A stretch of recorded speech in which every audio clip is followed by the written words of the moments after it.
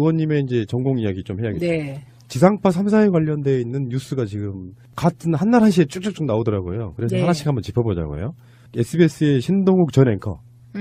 이분이 TV조선의 메인 뉴스로 갔어요. 그 전원책 변호사가 물러난 것 같아요. 사실 TV조선도 전원책을 메인 앵커로 기용했던 게 사실 파격이긴 했잖아요. 그때도 파격이었는데 별로 평가가 안 좋았던 것 같아요. 이쪽 저쪽에서. 일단 전달력 좀 떨어지고 이미지도 별로 안 좋고 이런 측면도 있었을 거라고. 원래 그 양반이 기자 특혜 이런 개념으로 들어간 거죠. 네. 프리랜서 기자인데 네. 특혜인데 이 앵커 이런 거.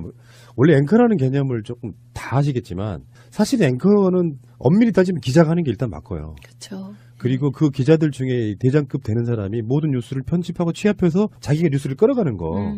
이런 관점으로 봐야 되는데 외부에서 들어온 일종의 게스트 같은 사람이 앵커를 끌어가는 것 자체가 일단 말은 안 되는 건데. 예, 그때 그게 되게 파격이었는데 그렇게 할 수밖에 없는 TV조선의 조건이나 이유가 있었죠. 예, 총선에서 패배하고 이제 대선에서까지 이제 그 자유한국당이 패배하면서 TV조선이 되게 위기의식이 컸던 것 같습니다. 일종의 이제 내부 혁신이었구나, 그것도. 네, 일종의 혁신이었던 거예요. 그런데 별로 좋은 평가를 안 받았죠. 그런데 이 신동욱 이분이 앵커 그냥 어떤 그 하드웨어 쪽으로만 보면 그렇게 나쁘지 않은 사람인데 하드웨어로만 보면 발음이라든지 이런 전달력도 좋은 편인데 근데 문제는 이분이 그 논두렁시계 보도했던 바로 그 앵커잖아요. 그렇죠. 이게 중요한 거예요.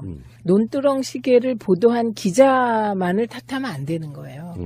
예, 앵커가 우리가 이제 지난번에 그 사망한 김지혁이 나왔던 마지막 프로가 있잖아요. 아르곤. 거기에 보면 앵커가 사실은 아이템부터 뭐 방향부터 같이 다 의논하잖아요. 예, 근데 저는 신동욱이 TV조선 간다 이 얘기를 딱 들었을 때 첫 번째 떠오른 게 뭐냐? 논두렁시계 앵커네? 이거였거든요. 그게 저만 그랬을까요? 이 사람이 2005년부터 SBS 메인 뉴스 앵커를 6년 동안 했거든요. 네. 방송국 시스템, 방송사의 시스템으로 가보면 너무나 당연한 거죠. 기자가 물어와서 이거 특종이다 이렇게만 되는 게 아니라 야 이거 가짜 뉴스일 가능성이 있어 걸러내고 이런데 정반대로 추동했을 수도 있죠. 이거 취재해와. 국정원과 검찰과 연관성이 있었다고 하면 악의적으로 보도한 거에는 이 사람의 책임이 기자보다 훨씬 큰 거죠. 이 사람의 책임도 크고요. 그 당시에 SBS 상황. 그러면 더 위에서 관여했을 그렇죠. 수도 있고. 지금 그 당시 사장이 국정원과 연관성이 있다는 보도도 있었으니까요. 그리고 이명박 청와대 비서실장으로 또. 그러네요. 네, 그런 연계가 있습니다. 그러니까 저는 결국은 자기 자리 찾아가는구나. 그러니까요. 네, 그런 생각이었고요. 이야, 진짜 TV조선도요. 거의 SBS 사람으로 거의 각인된 사람을 이게 특제해 가니까 저는 두 가지 생각이 들었는데 하나는 야, TV조선이 진짜 지금 엄청 많은 머리를 굴리고 있을 수밖에 없는 조건이구나. 예. 일단 상업적으로 살아남아야 되는데 그렇죠. TV조선은 엄성섭을 제외하고는 앵커란 느낌이 드는 사람이 없고요. 엄성섭은 너무 부정적 이미지가 강하고 네. 메인 뉴스 진행하기에는 모든 면에서 딸리신 분이 그분밖에 없어서 이렇게 이제 외부에서 데려와야 되는 나쁜 쪽에 어떤 이미지가 박힌 채널은 있잖아요. 네. 이렇게 사람 몇 명 바꾼다고 되는 것도 아니고 네. 제가 봤을 때는 이것도 이제 안철수랑 비슷한 길을 걷고 있는 거예요.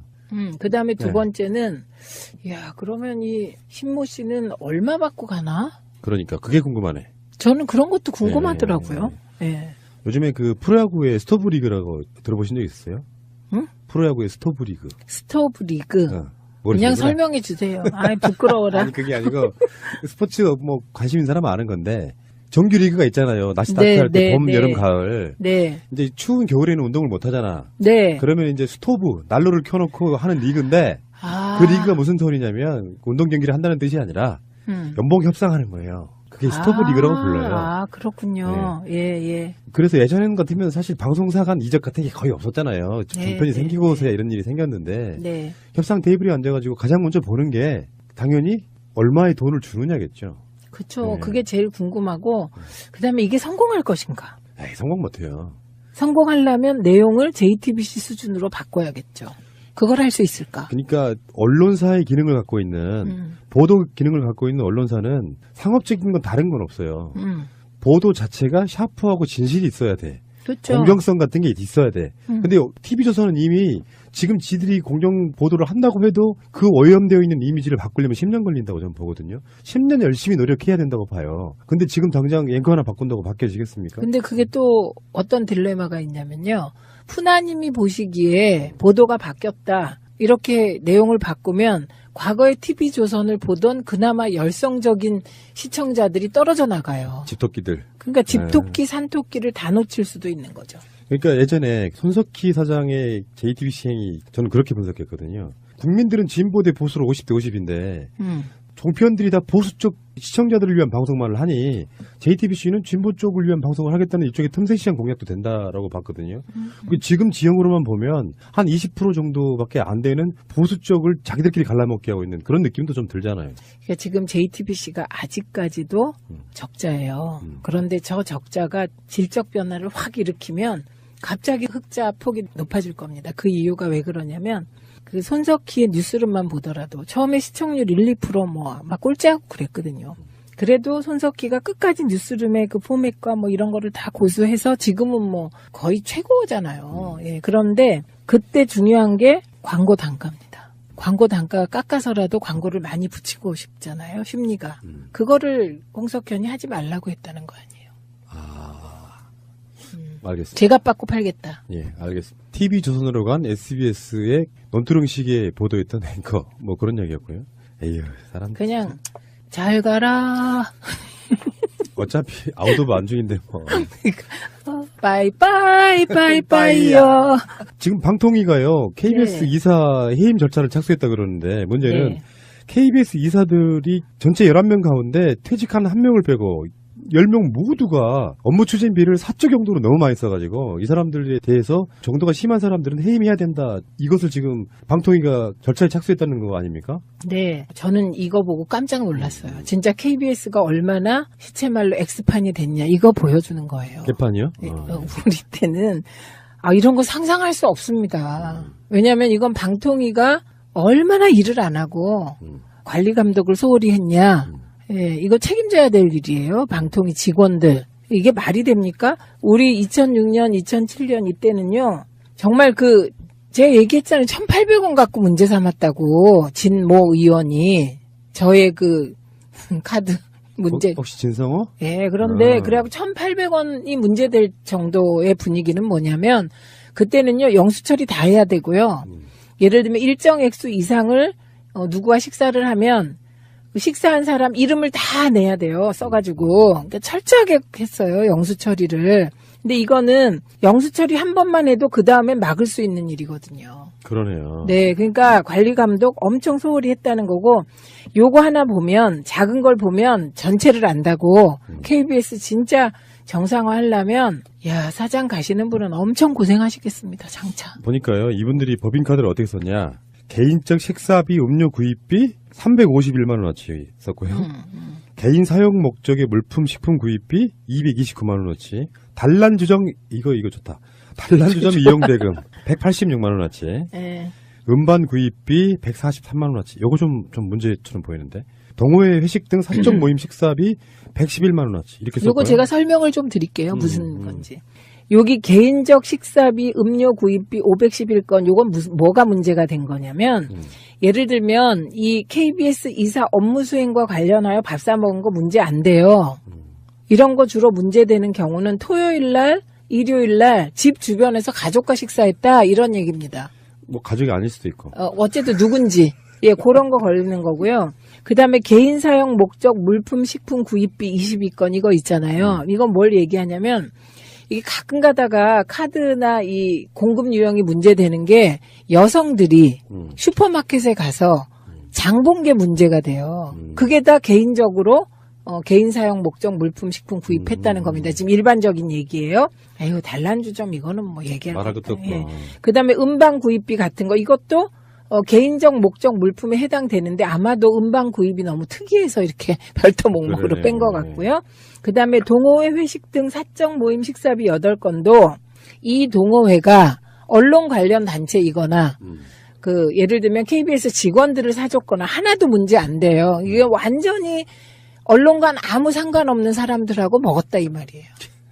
예. 그 중에서 그 이사들 중에서 10명이 이게 아마 지들 간에는 당연한 게 받아들였던 게 아닌가 싶기도 해요. 상식적으로 생각해보면 이거 아닌데 문재인 대통령도 오죽했으면 특수활동비 부분도 있고 급여, 생활비 부분은 청와대에서 나오는 돈을 쓰지 않겠다. 내 월급으로 쓰겠다고 하는 정도인데. 너무 양심적인 대통령이세요. 근데 그 돈 조금 아껴서 우리도 밥 좀 사주세요. 그 이사들 중에서 차기환 씨 굉장히 많이 들어본 인물일 거라고 생각합니다. 여러분. 1위예요, 1위. 448만 원 썼는데 이분이 세월호랑 아마 연관이 있지 않았어요? 있었죠. 이분이 448만 7,730원이에요. 이분은 KBS로부터 휴대폰을 지급받고도 추가로 휴대전화 단말기 등을 업무 추진비로 따로 구입했고 뭐 등등의 뭐 본인 사무실 인근의 카페 등에서 개인적인 식사비, 음료 구입비들 다 그런 식으로 이제 뭐 썼던 거고요. 애견 동호인 행사에서 정말 이분 또 개를 사랑하시네요. 법인카드를 사적으로 사용하고 동호인 회식비 결제, 카페 이용, 개인적인 해외여행에서의 식사 음료비 이런 것들도 법인카드를 썼다. 강의사예요. 강의사. 애견 동호인 행사에서 법인카드를 사적으로 사용했다는 의혹을 받은 건 강의사예요. 알겠습니다. 예, 요 사람이 문제가 됐던 거예요. 계속. 예, 강의사인데 이분보다 지금 이 차기환 이분이 산 휴대전화 단말기를 업무 추진비로 따로 구입했다는 거. 요거는 이제 어디에 썼나 진짜 궁금한 대목이죠. 그러니까 이것도 공적 자리고요. 사실 공적 자금인데 네. 이거를 이렇게 법인카드라는 용도가 원래 공적인 업무에 관련된 일만 쓰라는 거잖아요. 네. 근데 왜 이런 식으로 뭐 이사의 구도가 바뀔 수 있다는 건데 설명 좀 해주세요.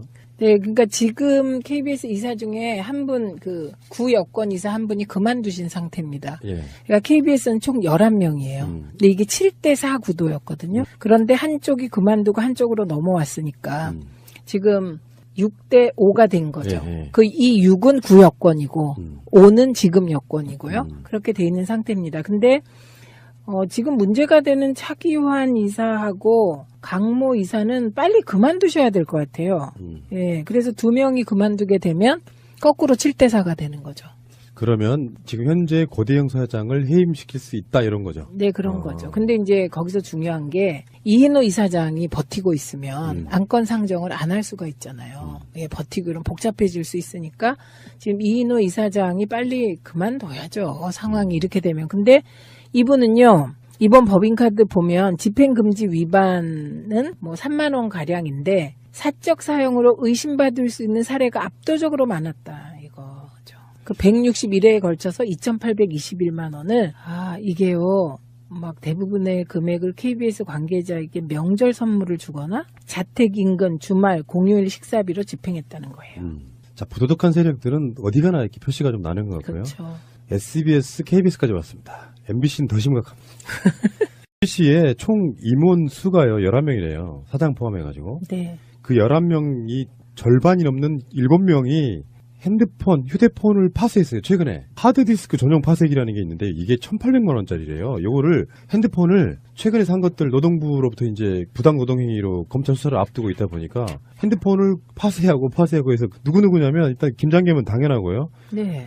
백종문 전 부사장, 최기화 사장 직무대행, 다음에 오정환 보도본부장, 김도인 편성제작본부장, 김성근 방송인프라본부장, 윤동열 미디어사업본부장 이런 사람들이 다 핸드폰을 파쇄해놓고 돌렸다면 상식적이지 않잖아요. 네. 상식적이지 않고 우리가 영화에서도 늘 보는 거 아닌가? 이게 영화에서 보면요. 우리는 이게 뭔가 구린 사람들이 뭐가 나올 수 있다고 보세요? 일단 저는 지금 MBC 김장겸 등에 대해서 혐의를 두고 있는 사안이 있습니다. 그가 부당 노동 행위인데요. 저는 그거보다 더 큰 건 청와대와 자주 소통한 기록이 아닐까 추측해 봅니다. 가장 중요한 부분이구나. 네, 저는 그거라고 생각합니다. 근데 이거는 포렌식으로도 안 되죠. 파쇄해버리면. 통화 기록은 남아있지 않나요? 그 통화 기록이 기간이 있어요. 1년인가 그 기간 안에는 복구할 수 있을 것 같습니다. 이거 범죄 혐의에 대한 수사니까. 이를테면은 박근혜 국정농단에 있을 때에 청와대 홍보수석이나 이런 사람들하고 통화한 기록 같은 게 있다면?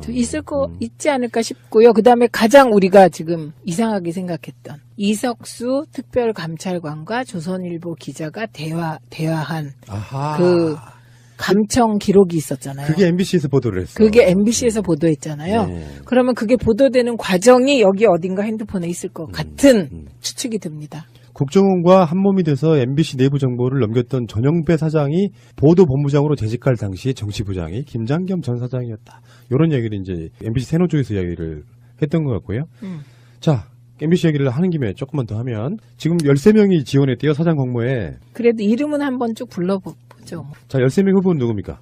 13명의 후보는 김정특 전 EBS 이사, 김유선 전 한국방송광고공사 공익광고협의회 위원, 박신서 전 방송통신심의위원회 심의위원, 송기원 MBC 논설위원, 송일준 MBC 심의국 라디오심의위원, 오용섭 청년관계토 설립운영자, 윤도환 전 MBC 보도국 LA 특파원, 이우호 전 MBC 논설위원 실장, 임정환 전 MBC 보도 MPS 준비센터장, 이문식 전 MBC 논설위원, 최승호 뉴스타파 PD, 최영근 전 초록뱀 미디어 대표, 최진용 전 제주 MBC 사장 이상입니다. 그리고 이제 많이 거론됐던 손석희, 정찬영, 성경환 이런 분들은 출마 안 한다고 하고요. 이분들 중에 우리 의원님께서 아는 분들 꽤 되시죠? 네, 이 중에 좀 주목해서 봐야 될 분이 송일준.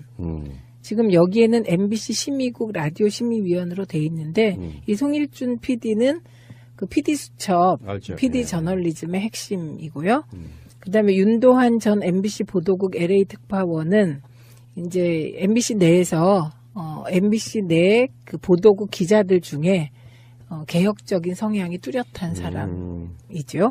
그다음에 이후호 전 MBC 논설위원 실장은 지금은 논설위원 실장으로 이렇게 되어 있는데 뭐 최문순 시절에 MBC 보도국에서 중요한 역할을 했던 분이고요. 그다음에 최승호 PD는 뭐 설명할 필요가 없을 것 같고, 그다음에 여기 보면 최진용 전 제주 MBC 사장 있잖아요. 네. 요 최진용 PD가 이제 PD 저널리즘의 세 축 중에 한 명입니다. 그때 황우석 그 사태 때 최승호, 최진용, 그다음에 한학수 요 근데요, 얘기였거든요. 지금 여기에 비교되는 어떤 상황이 어떤 거냐면 YTN의 사장 공모랑 좀 닮아가는 과정이 있을 수도 있잖아요. 예를 들어서 개혁적인 사람이 사장이 되면 좋은데 YTN은 물론 뭐 주주 문제나 이런 것들이 있어서 참신하거나 개혁적이지 않은 인물이 뭐 사장이 돼서 좀 말이 많았는데 MBC도 그럴 가능성이 있습니까? 없습니다. 전혀 없습니까? 네, 제로입니다. 왜냐하면 네. 지금 MBC는 YTN하고 좀 달라요. 과정이. 그 YTN의 경우는 정권 교체가 되자마자 YTN 내부에서 신속히 내부적 합의로 사장이 물러났고, 예, 그리고 남아있는 그 YTN의 간부들과 그 구성원들이 이제 사장 추천위원회를 구성해서 같이 이제 지금 일을 추진했던 거고요. 그리고 그 사이에 뭐 청와대 개입론이 있는데 사실 묵은이고요. 근데 지금 MBC의 경우는 여기까지 온 것이 MBC 내부 구성원들의 파업으로 온 겁니다. 예, 그렇기 때문에 MBC 내부 구성원이 동의하지 않으면 여기는 내부에서 심각한 내부 갈등이 일어날 수 있기 때문에 예. 무엇보다 박문진 이사들이 그 이 사실을 잘 알고 있기 때문에 그럴 가능성은 제로입니다. 다만 지금 여기 쭉 열거된 송일준, 윤도한, 이후호, 최승호, 최진용 이런 분들이 다 같이 일했던 분들이에요.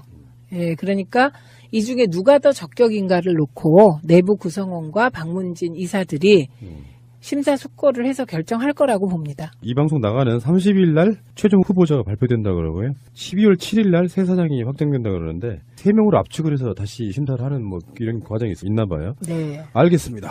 방송 3사 공적인 전파를 사용하는 공영방송 개념이 있어야 되는 거잖아요. SBS도 저는 공공지를 사용하는 느낌에서는 다 개혁의 대상이라고 저는 보는데, 자, 어쨌든 간에 방송 3사의 빠른 개혁, 국가 정상화 중에 가장 중요한 축이 될 것 같다 생각이 듭니다. 그러니까요. 네, 그런 생각이었고요.